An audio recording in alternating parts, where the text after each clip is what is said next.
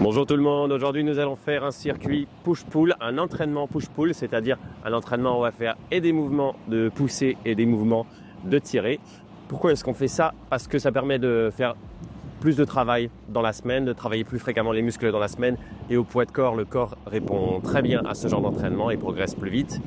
Deuxièmement, ça permet aussi de faire un travail en parallèle des jambes. Il y en a qui aiment bien faire un entraînement hybride. Ils vont faire du street pour le haut du corps, ils vont pousser de la fonte pour les jambes.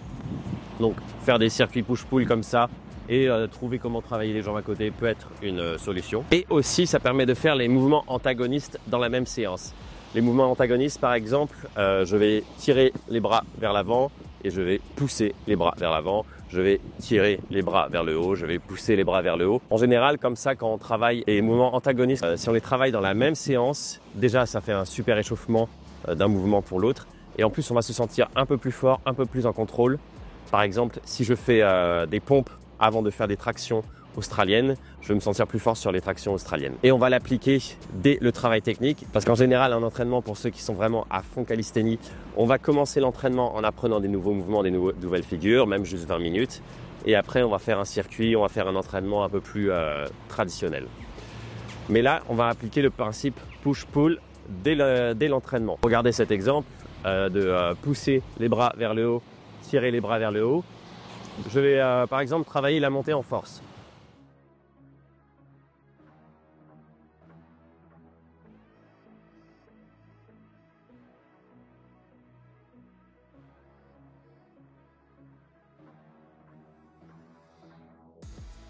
Bon, là je la travaille pas vraiment parce que je la connais. Ça peut être la montée en force, ça peut être une des progressions qui mène à la montée en force. Vous vous filmez, vous essayez de corriger ce que vous faites, etc. Et au lieu de prendre 2 minutes pour en refaire une, etc., jusqu'à ce que j'ai vraiment fait un bon travail, je vais prendre juste 1 minute. Je vais diviser mon temps de repos par 2, quel qu'il soit. Et je vais passer par exemple à un exercice donc de tirer bras vers le haut. Par exemple, les tractions à un bras négatif pour aller vers les tractions à un bras. Bon, on va dire que j'ai pris 1 minute de pause.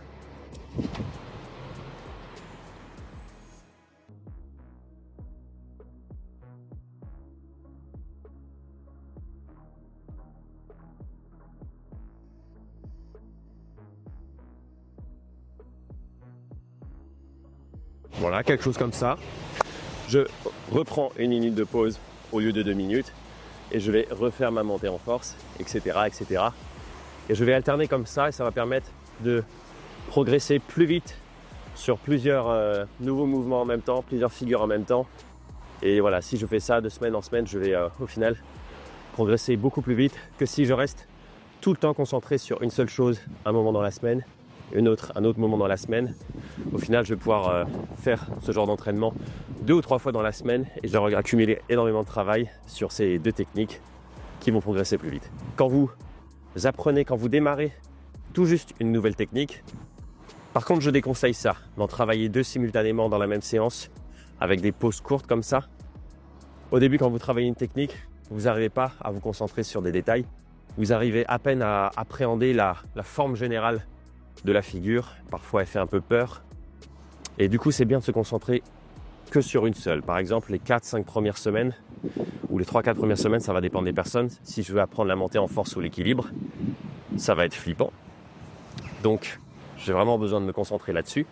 Mais une fois que la peur est passée, une fois que j'arrive à peu près à comprendre le chemin que doit faire mon corps, et une fois en fait, le critère, c'est une fois que vous arrivez à vous concentrer sur des détails, à ajuster des détails d'exécution, c'est que vous êtes prêt à en travailler plusieurs simultanément. Ça vous demandera pas trop de concentration et vous arriverez comme ça à travailler sur plusieurs chemins différents. Si vous démarrez une nouvelle figure, 4-5 semaines dessus, et puis une fois passé les 4-5 semaines, vous pouvez le coupler avec le travail d'autres choses.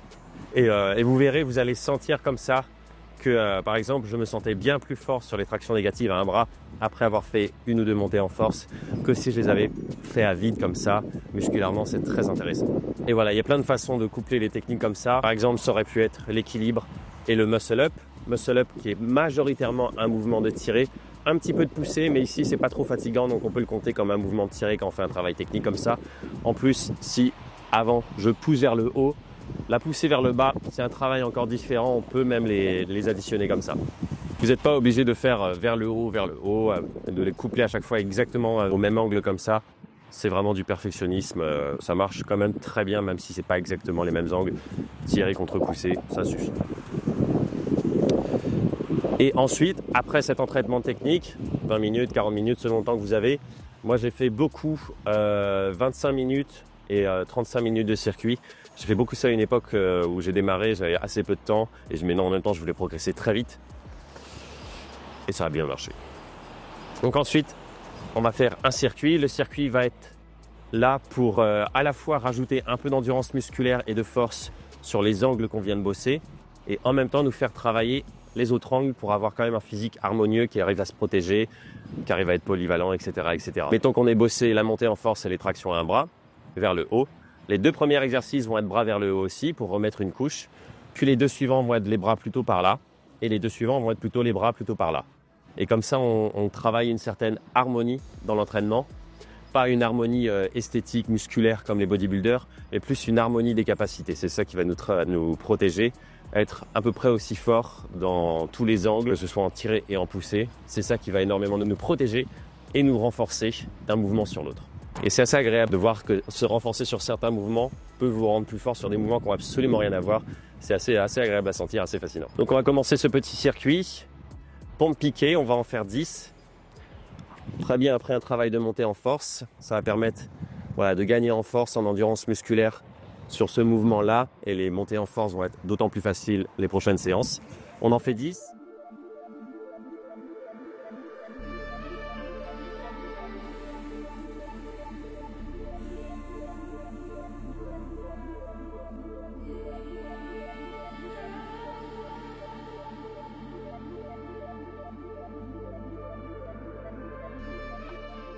Voilà, moi mes pieds décollaient, mais vous n'êtes pas obligé de les faire décoller, bien sûr, surtout au début.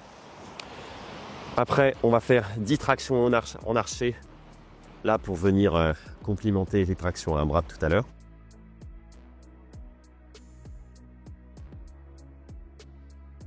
Il y a à peu près 60 secondes de pause entre les exercices. J'en prends pas autant, mais prenez le temps qu'il vous faut, et plus le temps passe, moins vous en aurez besoin.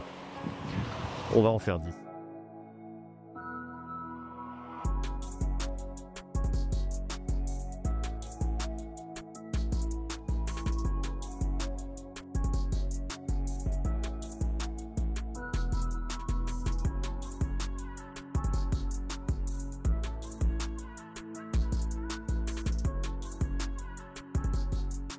Hier c'était des tractions à un bras moi, donc on le sent un peu là.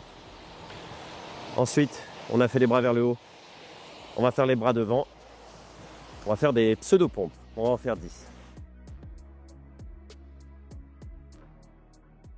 Pseudo-pompes, les mains sont plutôt vers la taille que vers les épaules.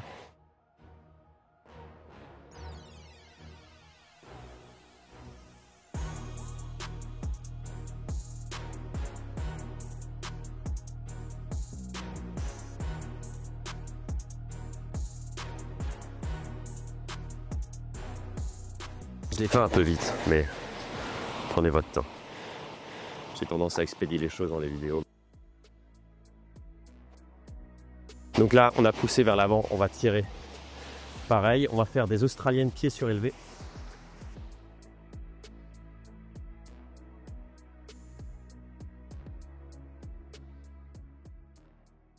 On va en faire 10 aussi.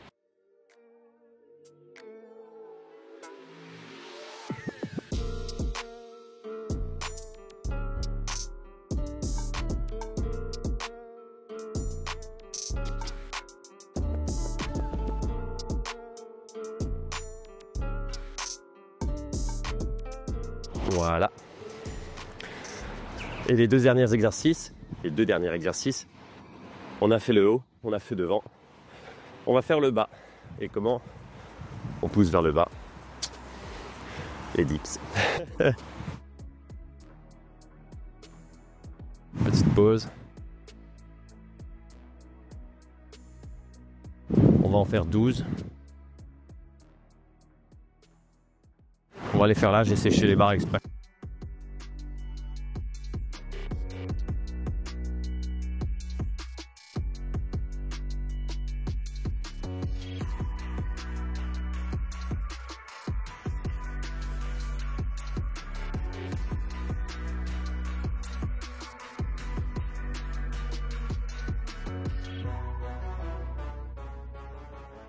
Voilà. Il y a un peu de vent, j'espère que le son va être bien pour vous. Et dernier exercice, curl à la barre. Parce que vous voyez le mouvement de dips, c'est un anti-curl comme ça, si vous regardez bien. Donc faire un mouvement de curl en opposé, ça marche très bien.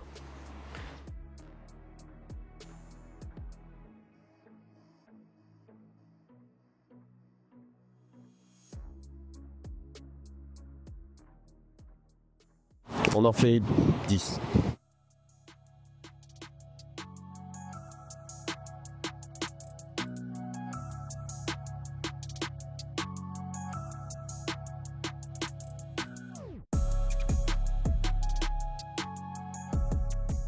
Très dur les exos de série pour moi aujourd'hui, après la séance d'hier. Bon, ça va m'aider à récupérer. Voilà, donc vous voyez, somme toute, un circuit assez court. Parce que si vous faites des parties techniques en début de séance qui durent 25-30 minutes, voilà, ça vous crame déjà pas mal. Et vous avez envie de continuer à les bosser dans la semaine, continuer à progresser au moins 2 ou 3 autres fois dans la semaine. Donc c'est bien de faire ce genre de circuit, mais de ne pas se flinguer avec 14 exercices derrière. C'est plus intéressant de progresser sur des mouvements complexes qui vont emmener votre corps, vos capacités vers d'autres horizons, de se concentrer sur ce travail-là et de limiter les petits exercices comme ça derrière. Et comment organiser tout ce travail dans la semaine ? Ça va dépendre de l'endurance musculaire de chacun. Au début, par exemple, mettons que vous en fassiez 2 ou 3 dans la semaine, j'en ferai qu'un seul avec un circuit, plutôt en fin de semaine, et les autres vraiment se concentrer peut-être 1 heure sur 2 techniques, et juste faire ça. Et 2 techniques, des progressions de ces techniques de plus en plus faciles, vraiment les potasser à fond. Et l'entraînement d'après, vous allez refaire travail technique un peu plus court, le circuit derrière pour harmoniser tout ça. Et peut-être si vous faites un 3e entraînement et que vous avez gagné suffisamment d'endurance musculaire, vous pourrez faire une 2e fois un circuit comme ça derrière un autre entraînement technique. Mais on va plus loin en privilégiant toujours l'apprentissage de nouveautés. Si vous êtes capable de faire des tractions à un bras, voilà, au diable les 17 exercices de traction australienne que vous pouvez faire derrière, ils sont très faciles pour vous, etc., etc. Si vous devenez capable de faire des pompes en équilibre, bon bah, les 1000 pompes gadgets qu'on peut faire dans tous les sens et qu'on voit énormément et qui amènent à rien du tout en termes d'un point de vue athlétique, tout ça vous paraîtra risible parce qu'elles sont extrêmement faciles alors que vous les aurez jamais bossées. D'abord les techniques et après le reste. C'est mon point de vue en tout cas. Bon, sur ce, je vous souhaite une très bonne journée.